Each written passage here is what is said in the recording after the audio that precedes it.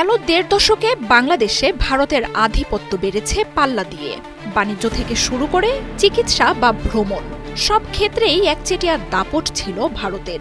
তবে আগস্ট মাসে আওয়ামী লীগ ও হাসিনা সরকারের পতনের পর গেল মাসে ইসকন নেতার গ্রেপ্তারকে কেন্দ্র করে নয়াদিল্লি ঢাকার মধ্যকার কূটনৈতিক ও রাজনৈতিক টানাপোড়েন এখন তলানিতে পৌঁছেছে, যার জেরে বাংলাদেশে পণ্য রপ্তানিতে নিষেধাজ্ঞা, চিকিৎসা সেবা না দেওয়ার মতো দাবি তুলছে ভারতের রাজনৈতিক দলগুলো।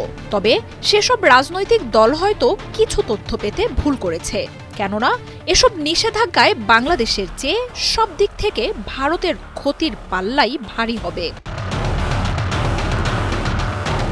বাংলাদেশ ভারতের মধ্যকার চলমান টানাপোড়েন এখন আর শুধু রাজনীতিতেই সীমাবদ্ধ নেই, বরং ভারতের অর্থনীতিতেও প্রভাব ফেলছে দুই দেশের সম্পর্ক। পণ্য রপ্তানিতে ভারতের শীর্ষ 10 দেশের মধ্যে একটি বাংলাদেশ।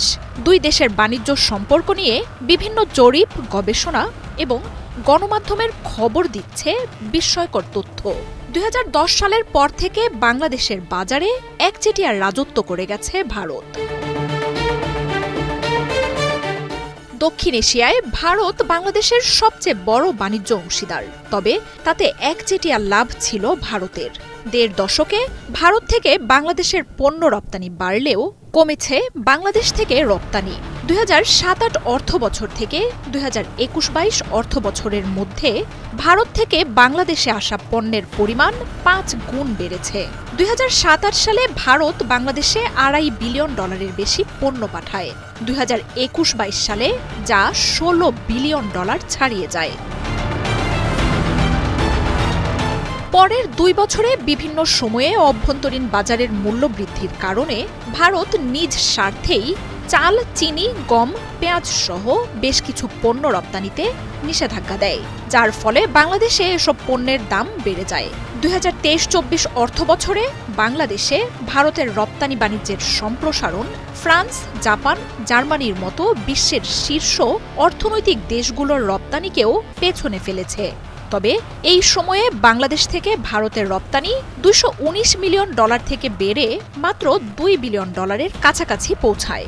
পণ্য আমদানির ক্ষেত্রে ভারত দ্বিতীয় অবস্থানে থাকলেও বাংলাদেশি পণ্য রপ্তানিতে ভারত শীর্ষ 10-এও নেই। শুধু বাণিজ্যই নয়, ভারতে যাওয়া পর্যটকদের একটি বড় অংশও বাংলাদেশের। চলতি বছরই প্রায় 19 লাখ বাংলাদেশি ভারত ভ্রমণ করেছেন। দেশটির পর্যটন খাতের 22% আসে বাংলাদেশিদের হাত ধরে। হাসপাতালগুলোতে গড়ে প্রতি বছর 3 লাখের বেশি বাংলাদেশি চিকিৎসা নেন। এছাড়াও ঘোরাফেরা এবং কেনাকাটার জন্যও লাখ লাখ বাংলাদেশি ভারত ভ্রমণ করেন।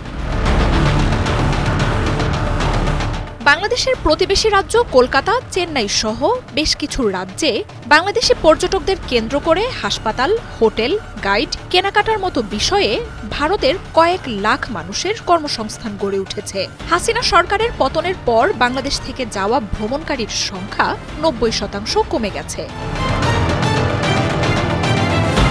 ইসকন নেতার গ্রেপ্তারের পর সংখ্যালঘু ইস্যুতে কিছু হাসপাতাল, হোটেল বাংলাদেশিদের জায়গা না দেওয়ার ঘোষণা দিলেও ভারতের প্রকৃত চিত্র ভিন্ন। স্থানীয় গণমাধ্যমগুলোর খবরে উঠে আসছে বাংলাদেশিদের না যাওয়ায় ভারতের পর্যটন খাতে দুর্দশার চিত্র।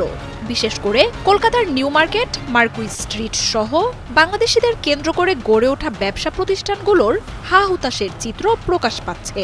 বহু হোটেল, মোটেল ব্যবসায়ীর মাথায় বাজ পড়ার মতো দশা। বিপণিগুলোতে কেনাকাটা না হওয়ায় মাছি তাড়াচ্ছেন ব্যবসায়ীরা।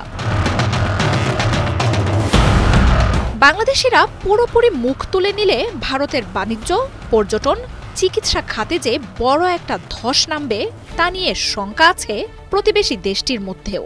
বাংলাদেশ যে এবার আর সহজে ছেড়ে দেবে না তা স্পষ্ট হয়ে গেছে মোদির সরকারের কাছেও। তাই গণমাধ্যমগুলো বিভ্রান্তি ছড়ানোর চেষ্টা করলেও সরকারের তরফ থেকে পিছু হটার ইঙ্গিত দিচ্ছে বিজেপির সরকার।